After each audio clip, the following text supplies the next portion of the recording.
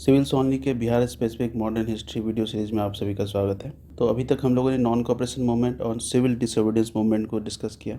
और जब 1934 में सिविल डिसोबीडियंस मूवमेंट सस्पेंड किया गया गांधी जी के द्वारा, तो 1935 गवर्नमेंट ऑफ इंडिया एक्ट 1935 के तहत प्रोविंशियल जनरल इलेक्शन को डिसाइड किया गया। और 1936 के लखनऊ सेशन में, जिसमें कि प्रेसिडेंट थे जवाहरलाल नेहरू, यह डिसाइड किया गया कि कांग्रेस इस इलेक्शन को लड़ेगी, मतलब प्रोविंशियल इलेक्शन लड़ेगी। हालांकि कांग्रेस में कुछ लोग थे जो कि इस इलेक्शन के खिलाफ थे, बट फाइनली ये डिसाइड हुआ that Congress will fight this election.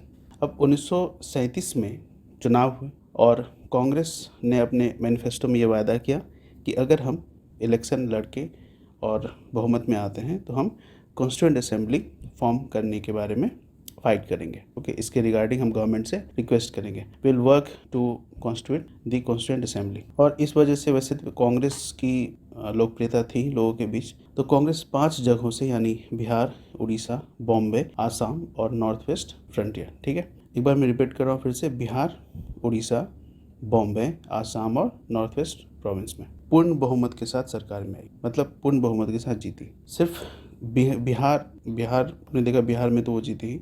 Bengal, Punjab और सिंध, ये जो 3 प्रोविंस हैं, बंगाल, पंजाब और सिंध, इसमें कांग्रेस अल्पमत। बहरहाल बिहार के अंदर अगर देखें तो कांग्रेस ने गवर्नमेंट में फॉर्म किया क्योंकि बिहार में ये जीती थी। And here the government was headed by Shri Krishna Sinha, ये मुंगेर से थे, और श्री कृष्ण सिन्हा ही पहले चीफ मिनिस्टर भी थे बिहार के, राइट। तो श्री कृष्ण सिन्हा के प्रीमियरशिप में बिहार में गवर्नमेंट फॉर्म हुआ। और चूंकि उस समय ब्रिटिश के रिप्रेजेंटेटिव के तौर पे एक चीफ सेक्रेटरी का भी पोस्ट था प्रोविंस के अंदर, तो बिहार के चीफ सेक्रेटरी कौन थे? Mister Brett, BRETT, mister Brett, जो कि ब्रिटिश गवर्नमेंट के रिप्रेजेंटेटिव थे। तो जब मिनिस्ट्री फॉर्म हुआ, तो मिनिस्ट्री फॉर्म होने के बाद गवर्नमेंट ज्वाइन करने से मना कर दिया गया। किसने मना कर दिया? श्री कृष्ण सिन्हा की जो गवर्नमेंट थी, उन्होंने एक्चुअली में गवर्नमेंट ज्वाइन करने से मना कर दिया। और कारण क्या था?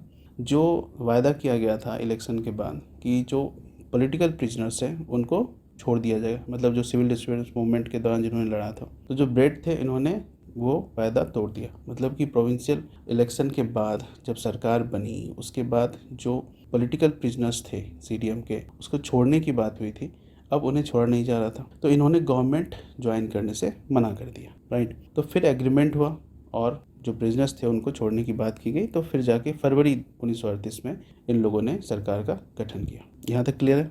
प्रोविंशियल इलेक्शन हुए 1937 में, श्री कृष्ण सिन्हा के अंदर में गवर्नमेंट फॉर्म हुआ। बट गवर्नमेंट फॉर्म करने के बाद जो एक्चुअल गवर्नमेंट थी उसको ज्वाइन करने से इन लोगों ने मना कर दिया। कारण क्या था? जो पॉलिटिकल प्रिजनर थे सिविल डिसोबीडियंस मूवमेंट के अंदर, जिनको गिरफ्तार किया गया था, उनको छोड़ने की बात की गई थी इलेक्शन के बाद। बट अब जो ब्रिटिश थी वो मुकर रही थी इस वायदे से, इसलिए लोगों ने डिसाइड किया कि हम गवर्नमेंट ज्वाइन नहीं करेंगे। खैर, जब एग्रीमेंट के बाद पॉलिटिकल प्रिजनर को छोड़ा गया तो इन्होंने फरवरी 1938 के अंदर सरकार का गठन किया।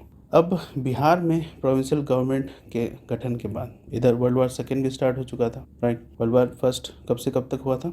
1914 to 18, ठीक है, और सेकेंड वाला स्टार्ट हो चुका था। तो जो सेकेंड वर्ल्ड वार स्टार्ट हुआ, इसमें कांग्रेस जो थे, ठीक है, Congress man were firmed about the clear declaration of government कि आप ये बताएं कि जो वर्ल्ड वार सेकेंड ख़त्म होगा, मतलब 1938 में जो शुरू हुआ था वर्ल्ड वार सेकेंड, जब ख़त्म होगा तो हमें आज़ादी मिलेगी या नहीं, ठीक है। तो ये क्लियर डिक्लेरेशन चाहते थे गवर्नमेंट की तरफ से। गवर्नमेंट में कॉन्फिडेंस ना होने की वजह से बिहार के अंदर क्या हुआ, फिर से 16 अक्टूबर 1939 को जो गवर्नमेंट थी बिहार के अंदर, प्रोविंशियल गवर्नमेंट, उन्होंने एक रेजोल्यूशन पास किया। रेजोल्यूशन क्या पास किया?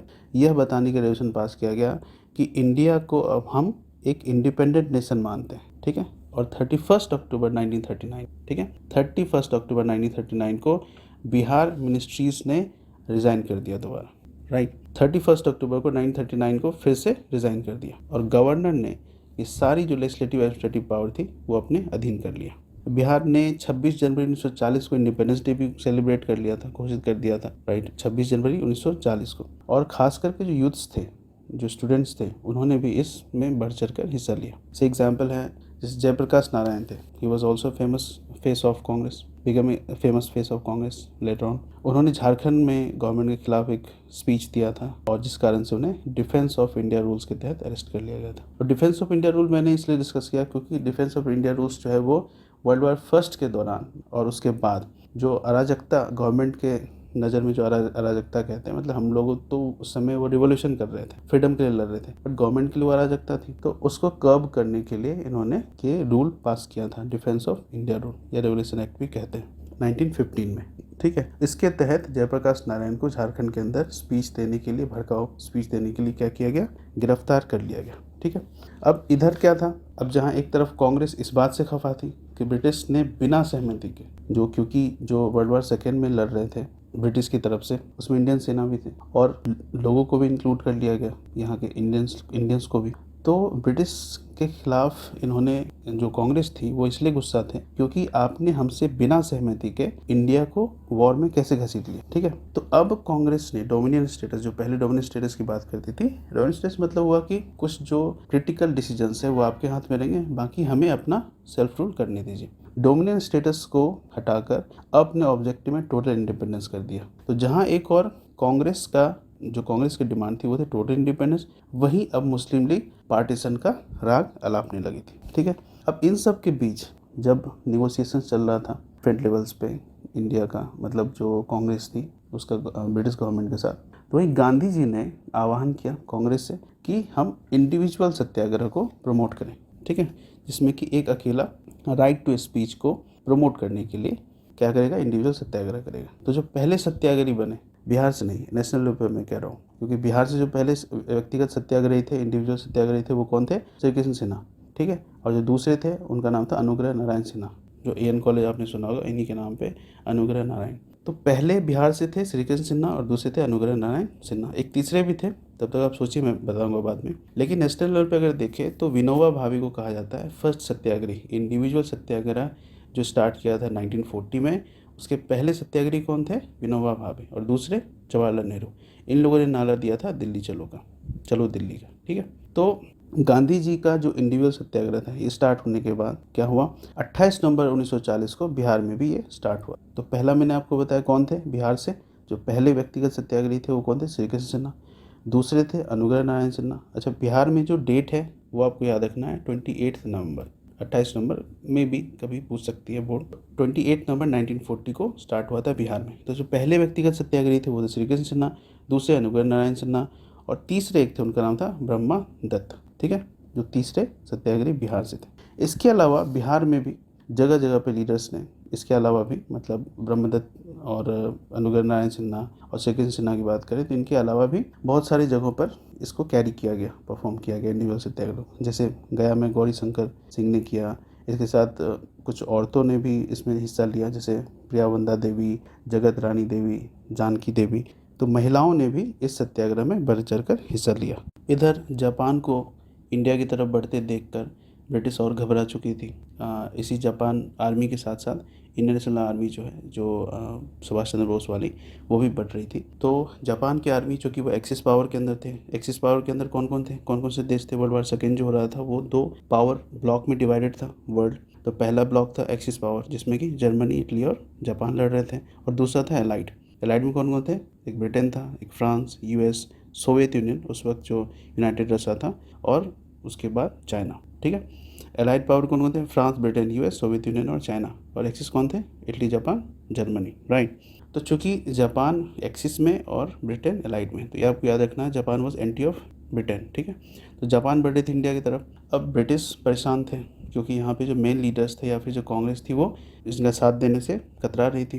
तो इसलिए सर स्टेफर्ड क्रिप्स की अध्यक्षता में क्रिप्स मिशन भेजा गया 1942 में इंडिया के अंदर, कि आप जाइए और बहलाई फुसलाई जो करना है कीजिए और बात कीजिए कि वर्ल्ड वार सेकेंड में खुलकर साथ दें। राइट, लेकिन स्टेफर्ड क्रिप्स के अंदर जो क्रिप्स मिशन इंडिया आया, भले उसने लुभावनी कुछ प्रॉमिस किए, जैसे हम इलेक्शन करवाएंगे, आपको डोमिनियन स्टेटस देंगे, तब तक बहुत देर हो चुकी। गांधी जी ने भी कहा ना, अब ये पोस्ट डेटेड चेक है और हम डोमिनियन स्टेटस नहीं मानेंगे। ठीक है, अब हमें कंप्लीट इंडिपेंडेंस चाहिए। तो ये विफल रही बात ब्रिटिशर्स की। और तो 1942 में ही 5 अगस्त को बॉम्बे में कांग्रेस वर्किंग कमेटी की मीटिंग हुई और उन्होंने फेमस रेजोल्यूशन पास किया जिसको कहते हैं क्विट इंडिया रेजोल्यूशन। ठीक है, बाद में कहा गया क्विट इंडिया रेजोल्यूशन। और 8 अगस्त इसकी शुरुआत मानी जाती है, और 8 अगस्त को ही ऑल इंडिया कांग्रेस कमेटी ने इसको फुल्ली इंडोर्स किया। और इसी क्विट इंडिया मूवमेंट के भाषण में गांधी जी ने कहा था कि डू और डाई, मतलब करो या मरो का नारा दिया था।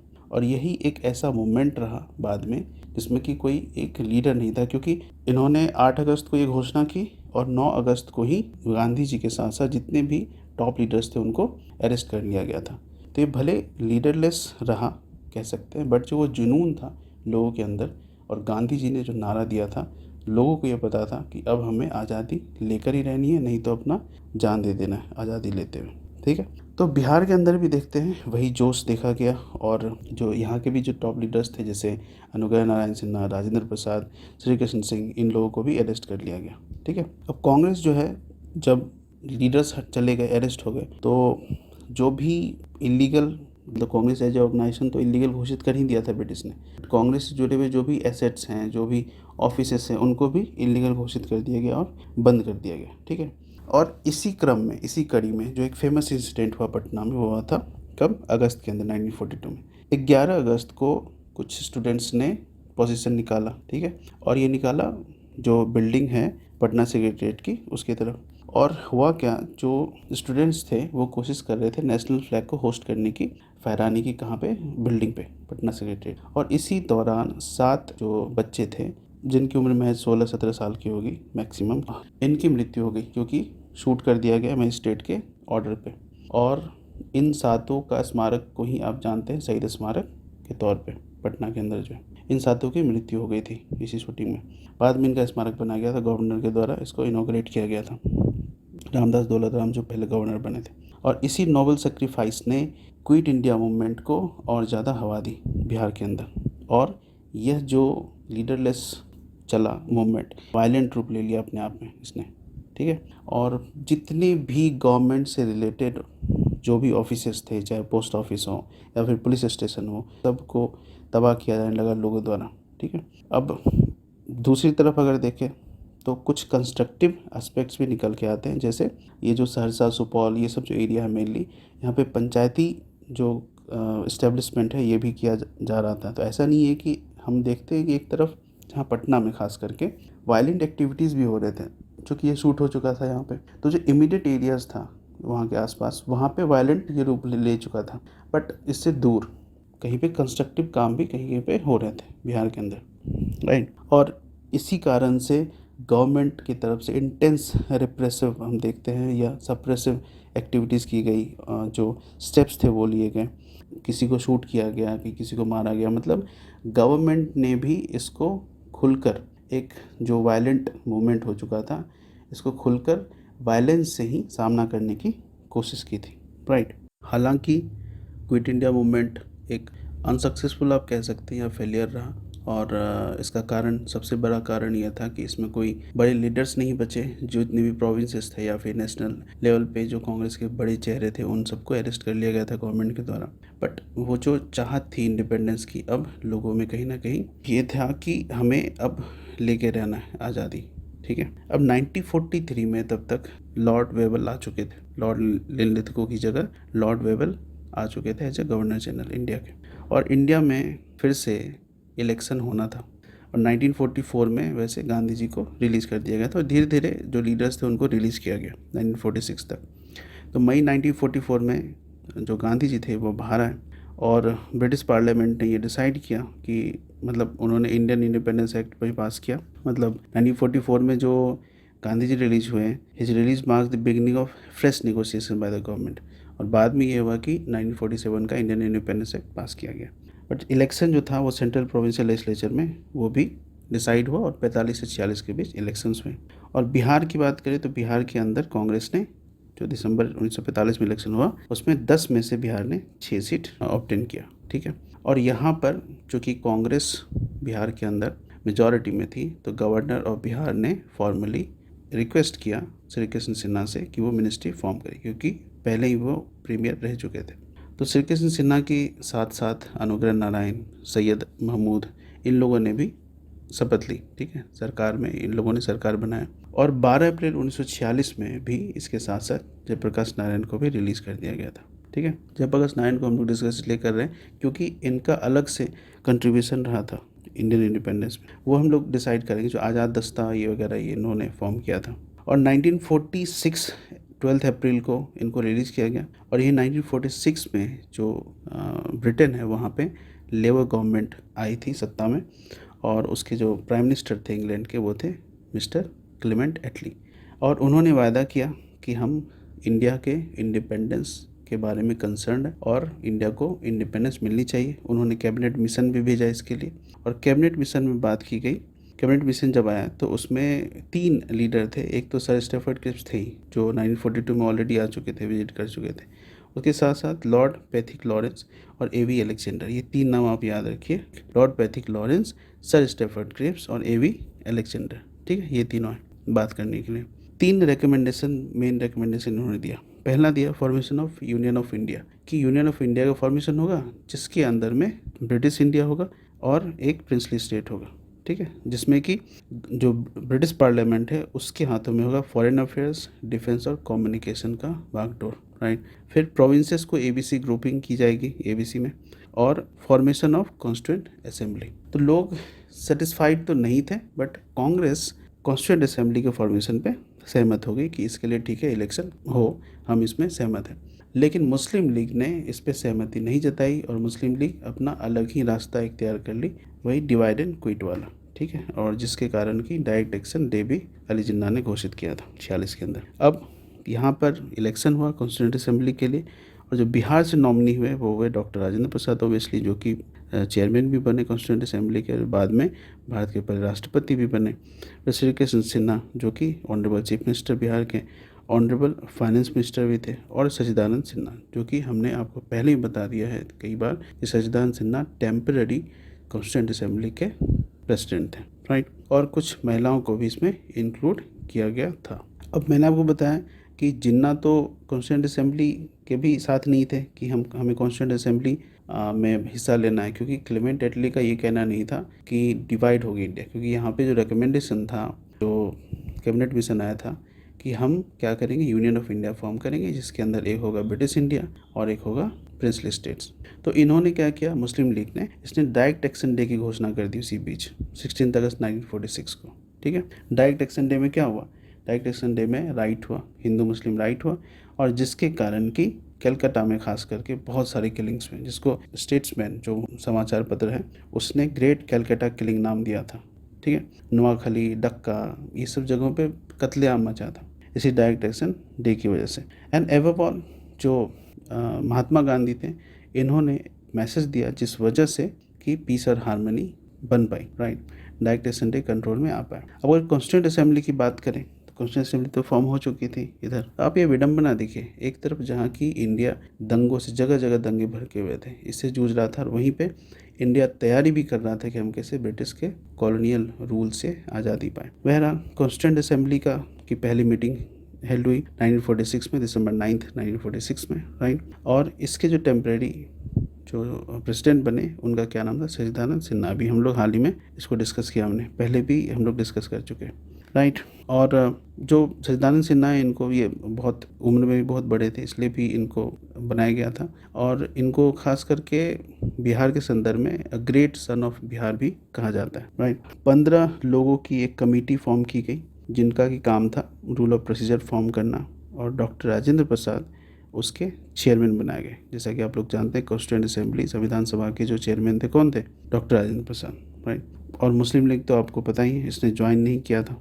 जून 1948 के अंदर, ये आप याद रखिए, जो पावर का ट्रांसफ़र है ना, जून 1948 के अंदर हुआ था, क्योंकि अब क्लेमेंट एटली ने ये डिसाइड किया कि हम, अब कैबिनेट मिशन तो एक तरह से फेल ही था, क्योंकि जो रिकमेंडेशंस, अदर रिकमेंडेशंस थे, वो तो कांग्रेस एग्री नहीं हुई, और कांग्रेस एग्री नहीं हुई इसका मतलब है कि इंडिया की सबसे बड़ी पार्टी एग्री नहीं हो रही है, तो यानी पब्लिक भी उसके साथ है, तो पब्लिक भी एग्री नहीं हो रही, तो एक तरह से अनसेटिस्फाइड जो मिशन था वो रहा, ब्रिटिश द्वारा भेजा गया।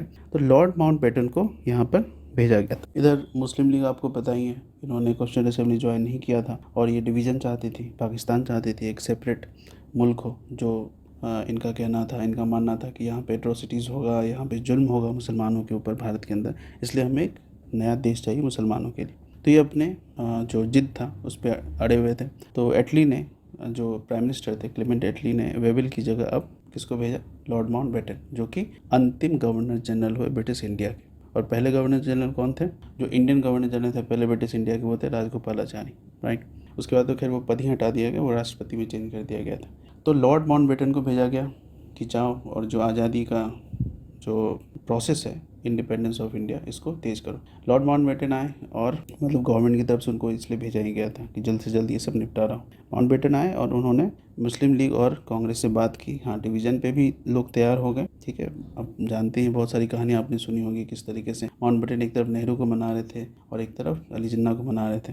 खैर, डिवीज़न तो होना ही था। तो डिवीज़न हुआ और जो ट्रांसफ़र ऑफ पावर है वो हुआ इंडिया के हाथों। और कुछ आप देखेंगे जो पार्टी जैसे सोशलिस्ट पार्टी या फॉरवर्ड ब्लॉक, क्योंकि आपको ऐसे क्वेश्चंस आ सकते हैं कि इनमें से कौन है जो जिन्होंने माउंटबेटन प्लान को सपोर्ट नहीं किया था, क्योंकि कांग्रेस ने तो कर लिया था एक्सेप्ट। तो इसमें सोशलिस्ट और फॉरवर्ड ब्लॉक थी, राइट। उन्होंने अपना डिसअप्रूवल जताया था।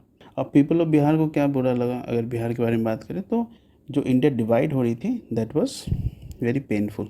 अब इंडिया फ्री हो गई 15 अगस्त 1947 को। फिर बिहार की फिर से बात करें तो सर जयराम दास दौलतराम पहले गवर्नर बने। 14 अगस्त जो मिडनाइट 14 अगस्त थे उसमें आज़ादी मिली, तो हम लोग 15 अगस्त मानते हैं, ठीक है। और 15 अगस्त का आफ्टरनून जो जयराम दास दौलतराम है, इन्होंने जो मैंने आपसे चर्चा की थी, जो सातों शहीद हुए थे बच्चे जिनको गोली मार दी गई थी, जो पटना सेक्रेटरीट के बिल्डिंग पे झंडा फहराने जा रहे थे, उनकी याद में एक मार्टियर्स मेमोरियल भी बनाया गया, शहीद स्मारक भी बनाया गया, ठीक है। इस तरीके से बिहार का जो रोल है इंडियन इंडिपेंडेंस में वो अच्छा खासा रहा। जो लीडर्स थे, जो आपने देखा, डॉक्टर राजेंद्र प्रसाद और सच्चिदानंद सिन्हा, श्री कृष्ण सिंह, इन लोगों ने कितना खुलकर साथ दिया। मतलब कि खुलकर कहने का मतलब ये कांग्रेस में ये दिखते हैं। They became the famous and important faces of Congress later on, और इस वजह से उनको कुछ इम्पॉर्टेंट पद भी दिए गए, ठीक है। तो ये इंडिपेंडेंस रहा कि किस तरीके से हम लोगों ने इंडिपेंडेंस पाया, ठीक है। तो ये लास्ट था मॉडर्न इंडियन हिस्ट्री का। बट अलग से हमने डिसाइड किया कि आपको जयप्रकाश नारायण ने जो किस तरीके से अपना रोल निभाया इंडियन इंडिपेंडेंस में या मॉडर्न हिस्ट्री में, उनका क्या रोल है, वो आपको एक ओवरऑल ओवरलुक देंगे, ठीक है। तो let's talk about the contribution of Jayaprakash Narayan. तो जैसा कि हमने डिस्कस किया कि 1942 जो क्विट इंडिया मूवमेंट है उसके दौरान जो टॉप लीडर्स थे उनको क्या किया गया, गिरफ्तार किया गया। तो बिहार से जयप्रकाश नारायण भी गिरफ्तार हुए थे और इन लोगों को हजारीबाग जेल में रखा गया था।